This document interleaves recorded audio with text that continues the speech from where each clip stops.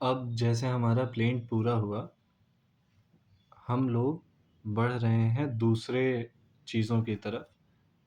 तो next up we have written statement. Written statement को देखने से पहले देखिए ये अपेंडिक्स था, इसमें फर्स्ट चीज़ दे रखी थी प्लीडिंग्स में टाइटल ऑफ सूट, फिर इसी में सेकंड दे रखा था description of parties in particular cases, और थर्ड था ये प्लेंट्स। उसके बाद में प्लेंट के फॉर्मेट अलग अलग टाइप के दे रखे हैं। जब मनी ओवर पेड है तो किस तरह का प्लेंट का फॉर्मेट होगा, ये नंबर्स में 4 5 6 ऐसे करके बहुत सारे प्लेंट के फॉर्मेट्स दे रखे हैं हमको।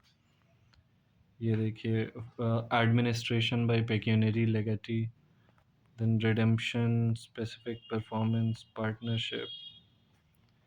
49 हमें दे रखे हैं प्लेंट के फॉर्मेट्स, और ये भी कह रखा है कि अगर नहीं दे रखा है किसी टाइप का प्लेंट का फॉर्मेट तो आप करीब करीब इनसे मिलता जुलता बनाइए प्लेंट। अब जो चौथा पॉइंट है प्लीडिंग्स में, वो बात कर रहा है रिटन स्टेटमेंट्स की, यानी कि हमारा WS। तो जो रिटन स्टेटमेंट है वो बेसिकली होता क्या है, आपका रिप्लाई होता है। जैसे ए ने बी पर अगर सूट कर दिया तो ए ने तो प्लेंट फाइल किया, उसके बाद प्रोसीडिंग स्टार्ट हुआ। सूट फाइलिंग का मतलब प्लेंट से स्टार्ट हुआ या फिर उसने एप्लीकेशन फाइल किया था। तो या किसी और नाम से जिसको जानते हैं प्लेंट और अदरवाइज, जैसा हमने देखा था सेक्शन 26 में। तो एक तो ये हो गया प्लेंट।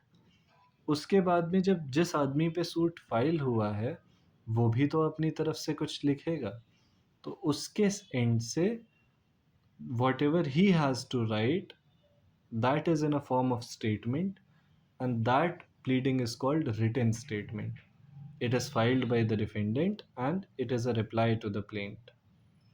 अब इसका फॉर्मेट क्या होता है वो हमें अपेंडिक्स ए में दे रखा है।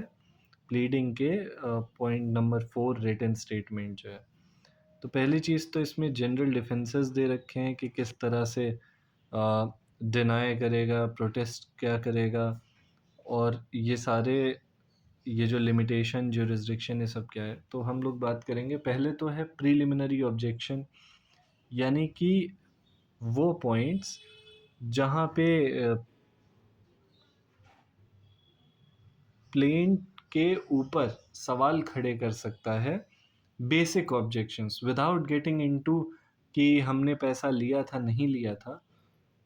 जो डिफेंडेंट है वो सीधा सीधा ये कहना चाह रहा है कि भाई ये तो सूट ही नहीं फाइल हो सकता। क्यों? क्योंकि the court does not have jurisdiction to try the suit. इतना ही लिख के कह सकता है कि नहीं है, सूट का ज्यूरिसडिक्शन ही नहीं है। Let's say the suit was entered in at some Bangalore, and the property is situated at Jaipur, तो इस वजह से ज्यूरिसडिक्शन नहीं है कोर्ट का। या suit is bad for non joinder of necessary party, necessary party को ही नहीं ऐड कर रखा है, या प्रॉपर वैल्यूएशन नहीं है सूट का।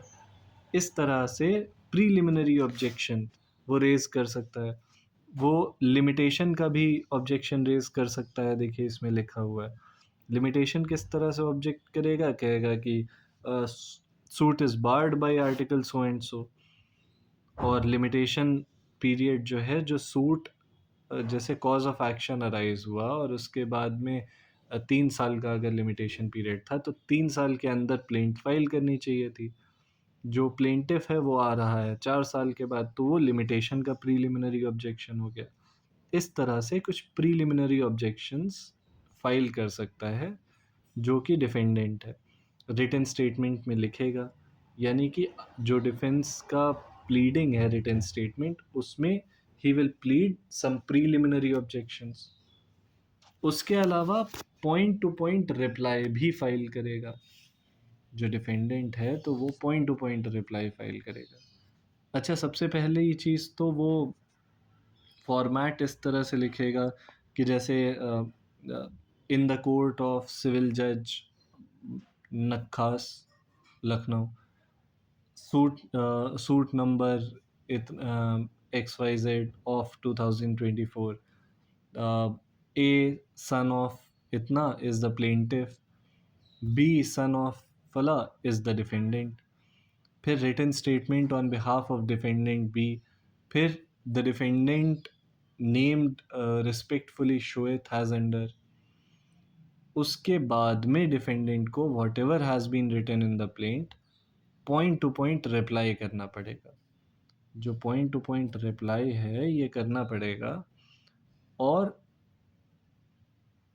होता क्या है कि जो प्लेंट है उसमें प्लेंट में जो प्लेंटिफ है उसने दे रखा है।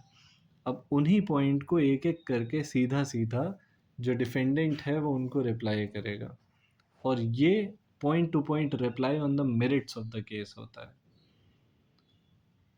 और उसके अलावा जो आपके कुछ और ऑब्जेक्शंस हैं regarding the maintainability of the suit, उस पर प्रीलिमिनरी ऑब्जेक्शंस रेज करते हैं। तो ये दो चीज़ें बहुत इम्पॉर्टेंट होती हैं। अब एक तो आपने प्रीलिमिनरी ऑब्जेक्शंस रेज कर दिए, एक पॉइंट टू पॉइंट रिप्लाई कर दिया, उसके अलावा अभी तक तो आपने सिर्फ वही चीज़ को रिस्पॉन्ड किया है जो प्लेंटिफ के ज़रिए से आया था। अब रिटन स्टेटमेंट में डिफेंडेंट को भी तो कुछ कहना होगा कोर्ट से, तो वो उसको फर्दर लिखेगा, एडिशनल पॉइंट डिफेंडेंट लिखेगा, कुछ एडिशनल पॉइंट्स लिखेगा कि भाई हमको ये दिक्कत है, हमको ये परेशानी है ना, कि जो नेसेसरी पार्टी थी उसको ऐड नहीं किया है, जॉइंट ओनर है प्रॉपर्टी का उसको ऐड नहीं किया है। तो ये एक एडिशनल पॉइंट ऑफ इंफॉर्मेशन है जो डिफेंडेंट प्लीड करना चाह रहा है इन द सेम केस, तो वो उसको भी लिखेगा, एडिशनल पॉइंट डिफेंस लिखेगा। अब उस पॉइंट को लिखने के बाद फिर वो प्रेयर लिखेगा कि ऐसा ऐसा होना चाहिए, that the defendant humbly prays कि following should be given, that the suit may be dismissed with cost, या in the alternative plaintiff may be ordered to perform the contract, या कुछ भी इस तरह से। फिर राइट हैंड साइड में डिफेंडेंट का सिग्नेचर हो जाएगा, उसके नीचे लेफ्ट हैंड साइड या किसी भी साइड में काउंसिल के डिटेल्स, ईमेल, फ़ोन, चेम्बर, ये सब लिख दिया जाएगा।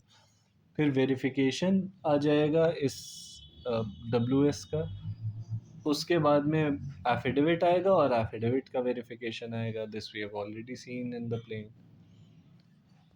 उसके बाद में इंटरेस्टिंगली आ जाते हैं हम रिटन स्टेटमेंट के बाद रेप्लिकेशन पे। तो जब हम रेप्लिकेशन पे आते हैं, रेप्लिकेशन क्या है? ये जो एडिशनल पॉइंट्स थे बाय द डिफेंडेंट, ये जब डिफेंडेंट ने पूरा रिटन स्टेटमेंट फाइल किया है, उसके बाद में इन एडिशनल पॉइंट्स पे जो भी जवाब प्लेंटिफ को देना होगा, दैट इज द रेप्लिकेशन। तो नॉर्मली रिटन स्टेटमेंट में point to point reply of the plaint is filed, but the defendant may add some additional points. Those added points, in order to be replied by the plaintiff will file a replication. और अब जब replication file किया है plaintiff ने, तो उसके बाद में फिर उसका भी रिप्लाई दे सकता है। कौन दे सकता है? जो आपका डिफेंडेंट है, वापस से इसका रिप्लाई देगा। तो वो रिप्लाई जो है होता है रीजॉइंडर। यानी कि एक तो जो प्लेंटिफ है उसने प्लेंट फाइल किया, फिर डिफेंडेंट ने रिटन स्टेटमेंट फाइल किया, उसके बाद में जब रिटन स्टेटमेंट फाइल किया उस बात को उसके बाद प्लेंट को ही रेप्लिकेट कर रहा है जो आपका प्लेंटिफ है, और जो डिफेंडेंट है वो रीजॉइन करेगा बाय रीजॉइंडर। तो खैर ये तो समझने के लिए हो गया रेप्लिकेशन और रीजॉइंडर। लेकिन ये जो रेप्लिकेशन और रीजॉइंडर्स हैं, इनको कहीं डिफाइन नहीं कर रखा है, ना ही इनके बारे में बात करी गई। बस इनको जो है ये टर्म्स भी कहीं नहीं यूज़ हुए, लेकिन इनका जो है मेंशन कर रखा है ऑर्डर 8 रूल 9 में। ऑर्डर 8 रूल 9 जो है वहाँ पे सब्सीक्वेंट प्लीडिंग्स की बात होती है, वहाँ पे इनका ज़िक्र हो रखा है। उसके बाद में फिर हम आ जाते हैं पार्टीज़ पे। अब देखिए पार्टीज़ जो हैं तो हमारी प्लेंटिफ जो है प्लेंटिफ डिफेंडेंट हो सकती हैं, या अगर कोई जैसे let's say Hindu marriage act का केस था तो उसमें पिटिशन फाइल होगी तो पिटिशनर रिस्पोंडेंट हो जाएंगे, या एप्लीकेशन फाइल हो गई किसी में तो एप्लीकेंट रिस्पोंडेंट हो गए। तो इस तरह से पार्टी का नाम हो जाएगा। उसके अलावा पार्टी में और भी हम लोग देखेंगे, ऑर्डर 1 वगैरह है, ऑर्डर 1 में मोस्टली चीज़ें डिस्कस हो रखी हैं पार्टीज से रिलेटेड। लेकिन जो सबसे इम्पोर्टेंट पॉइंट है इसमें वो नेसेसरी प्रॉपर पार्टीज़ का भी है। तो नेसेसरी प्रॉपर पार्टीज़ क्या होती हैं? जैसे नेसेसरी पार्टीज़ वो होती हैं जिनमें जॉइंट इंटरेस्ट होता है, jointness in interest of the subject in the subject matter of the suit होता है, और इंटरेस्ट जो है वो टोटली ओवरलैपिंग है। जैसे अगर मान लीजिए ये एक पर्सन का इंटरेस्ट है तो दूसरे का भी यही पूरा जॉइंट इंटरेस्ट है और दोनों के इंटरेस्ट बहुत ओवरलैपिंग है। For example joint owners of property या को पार्टनर्स, तो ऐसे केस में वो नेसेसरी पार्टी हैं क्योंकि अभी तो उनका ओवरलैपिंग इंटरेस्ट है, लेकिन ये नेसेसरी पार्टी हो गई। प्रॉपर पार्टी कौन होती हैं? जिनका इंटरेस्ट ओवरलैपिंग तो है लेकिन इतना नहीं कि एब्सोल्यूट ओवरलैपिंग हो। तो इसके तो एग्जाम्पल तो जनरली क्या ही होते हैं, लेकिन जॉइंट ओनर्स का जैसे हम देख सकते हैं, को पार्टनर हो गया, जॉइंट ओनर्स हो गए, नेसेसरी पार्टी हो गई। होता क्या है, जब आप सूट फाइल करते हैं तो necessary party has to be joined in the suit, otherwise आपका सूट जो है वो रिडंडेंट हो जाएगा, वो उसके कॉन्सिक्वेंसेस आपको झेलने पड़ेंगे। देखेंगे हम कॉन्सिक्वेंसेस क्या होते हैं, लेकिन फ़िलहाल नेसेसरी पार्टी जो है तो वो जॉइंट इंटरेस्ट उनका होता है। फिर आ जाते हैं प्रोफॉर्मा डिफेंडेंट, भी एक बहुत इम्पॉर्टेंट कॉन्सेप्ट है विद रिस्पेक्ट टू पार्टीज़। तो जैसे एक घर है, उसके जॉइंट ओनर्स थे ए बी, और उस घर को ये एक घर था, इसके ओनर्स हैं ए बी, लेकिन इस घर को सी ने कब्ज़ा कर रखा है। अब ए गया सी के ख़िलाफ़ सूट फाइल करने। सी यहाँ पे कहेगा कि भाई कोर्ट में कि नेसेसरी पार्टी है ही नहीं, तो ये सूट जो है इसकी डिक्री एग्जीक्यूट नहीं हो पाएगी। तो अब होगा क्या ऐसे में, to make it a proper मतलब अप्रोप्रिएट सूट जिसमें कोई प्रॉब्लम ना आए, बी आने को तैयार नहीं है ए के साथ, तो ए जो है सी के अगेंस्ट सूट फाइल करेगा और साथ में बी के अगेंस्ट भी सूट फाइल कर देगा। बी को भी डिफेंडेंट की तरह बना देगा, लेकिन बी को एज प्रो फॉर्मा डिफेंडेंट बनाएगा, यानी कि I am not claiming anything against B, but since B is not ready to come join as plaintiff, हम इसको प्रो फॉर्मा डिफेंडेंट बना रहे हैं जस्ट फॉर द नेम से। अब बी जब प्रो फॉर्मा डिफेंडेंट बन जाता है तो कोर्ट देखेगा कि बी और ए के में कोई कॉन्फ्लिक्ट ऑफ इंटरेस्ट तो है नहीं, तो court will transpose B as the plaintiff. Court जो है बी को डिफेंडेंट की जगह से उठा के प्लेंटिफ की जगह पे रख देगा और अब सूट बन जाएगा A and B versus C. This is transposition. अब आ जाते हैं हम लोग सब्जेक्ट मैटर पे। तो देखिए सब्जेक्ट मैटर क्या है? Subject matter is the thing with respect to which the suit is filed, that thing will be considered to be the subject matter of the suit। मतलब कि जिस चीज़ के रिस्पेक्ट में सूट फाइल किया गया है, जिस भी चीज़ के लिए, वो सब्जेक्ट मैटर बन जाएगा। I'll reiterate, the thing with respect to which the suit is filed will be considered to be the subject matter of the suit। जिस भी चीज़ के लिए सूट फाइल किया गया है वो सब्जेक्ट मैटर होगा सूट का। क्या मतलब है कि जैसे घर के लिए सूट फाइल किया गया तो घर हो जाएगा सब्जेक्ट मैटर। अगर टेनेंसी के से रिलेटेड सूट किया गया है तो tenancy will be the subject matter. पैसों से रिलेटेड किया गया है तो पैसे will be the subject matter. या हाँ, तो इस तरह से मतलब subject matter is this thing कि the thing with respect to which the suit has been filed. अब क्या है, सब्जेक्ट मैटर कितने टाइप का होता है? कई तरह का हो सकता है। जैसे प्रोप्राइटरी हो सकता है, यानी कि प्रॉपर्टी से रिलेटेड। घर हो गया, ज़मीन हो गई, जायदाद हो गया। किस तरह से होगा कि ओनरशिप ऑफ अ हाउस चाहिए, इंजंक्शन का केस है, पोजेसन ऑफ अ हाउस चाहिए, डिक्लेरेशन ऑफ टाइटल चाहिए कि ये टाइटल डिक्लेयर करो इसका, हम ओनर हैं इस बात का। कि मीन प्रॉफिट चाहिए कि किसी ने ज़बरदस्ती कब्ज़ा कर रखा था हमारे घर पे और इसको रेंट पे चला रहा था, या ये रह रहा था खुद, तो जो रेंट 3 साल का बना वो रेंट हमको दो, तो मीन प्रॉफिट्स हो गए। लेकिन ये जो मीन प्रॉफिट है कहाँ से वो कैलकुलेशन आ रहा है कि 3 साल इसने कब्ज़ा किया? घर से।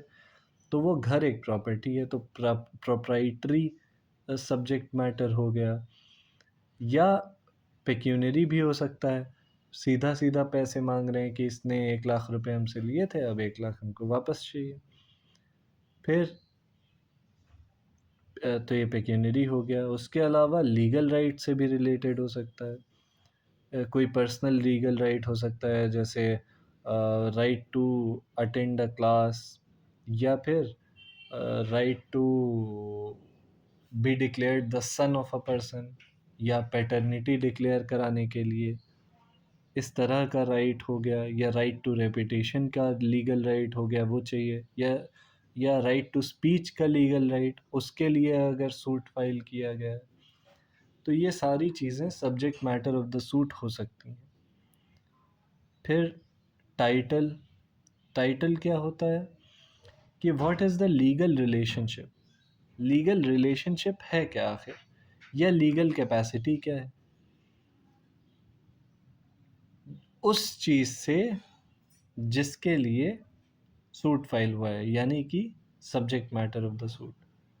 टाइटल जो है तो वो लीगल कैपेसिटी है किस चीज़ की, उस उसकी उस सब्जेक्ट मैटर से जिस सब्जेक्ट मैटर के लिए सूट फाइल हुआ है। फिर मैटर इन इशू।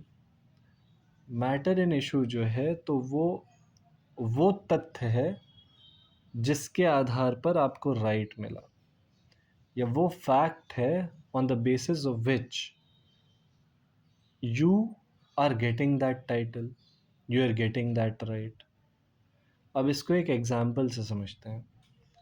जैसे मान लीजिए देयर इज़ दिस प्रॉपर्टी, और इसमें mister T is the tenant. अब यहाँ पे एक मिस्टर एक्स आके जो है न्यूसेंस क्रिएट करते हैं। ये टेनेंट जो है तो ये रेंट पे हैं। अब ये कहते हैं टेनेंट जो है ये मिस्टर एक्स पे सूट फाइल करते हैं और क्लेम करते हैं 5 लाख रुपए का amount for mental and physical loss की डैमेजेस हमको दिए जाए। न्यूसेंस किया है इन्होंने। तो अब इस केस में सब्जेक्ट मैटर क्या हो जाएगा? This property will become the subject matter, है ना। ये property in itself is the subject matter of the suit. अब टाइटल क्या हो जाएगा? Title means legal capacity. Legal capacity T की क्या है? टेनेंसी है उनका जो है, यानी कि right to have a peaceful possession, ये टाइटल है। जो टी है, टेनेंट है, उनका उनका लीगल कैपेसिटी है ये रिलेशनशिप विद द प्रॉपर्टी। और वो क्या है रिलेशनशिप? पोजेशन का, पोजेसरी टाइटल है। मैटर इन इशू क्या होगा कि वो चीज़, वो फैक्ट जिसके बेसिस पे ही गॉट द टाइटल। तो what was that fact? It was the rent agreement the lease और द टेनेंसी का जो भी पेपर होंगे, जो कागजात होंगे, दोज आर द थिंग्स जिनके बेसिस पे टी को टाइटल मिला. तो matter in issue will be that rent agreement या दैट लीज. इसके और examples will further deal in the next lecture.